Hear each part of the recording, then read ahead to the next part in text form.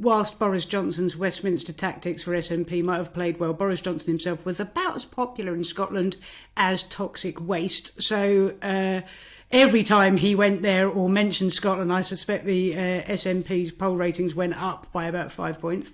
Liz Truss was unconscionably rude about the First Minister, borderline rude about the French President Macron as well, who she was asked friend or foe, and she said, well, the jury's out. Well, it's interesting to see that not only is Rishi Sunak making it an early point to go and visit the First Minister, he's also got a visit into France next month as well. So this is a new approach. It's a more grown-up, sensible, again, conciliatory approach.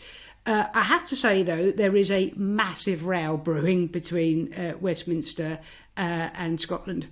So you will recall that I think it was the back end of last year, Scotland passed the, forgive me if I get the name technically wrong, but the Gender Recognition Reform Bill, which makes it easier for people to change their gender. Now, there is a feeling within the Conservative Party in Westminster that this rides a coach and horses through UK equalities legislation, and that in itself is a reserved matter. So some matters are reserved and held as a UK-wide legal function, and some are devolved. So there is a feeling that this might potentially ride a coach and horses through reserved matters, and they want the government to action what is called Section 35 of the Scotland Act. It's never been actioned before, to frankly torpedo this piece of legislation. So on the one hand, he's going up there to make nice with Nicola Sturgeon, but on the other hand, there's this huge kind of constitutional brouhaha going on in the background. Now, I think the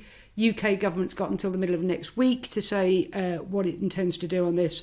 My guess is there is a get-out clause for them, by the way, which is they can kick all this to the Supreme Court and go, you sort this out. This is a very unpleasant mess and we don't need it on top of all the other horrendous things like buckling our in tray. So if I was going to make a snap guess, that's what I think they'd do.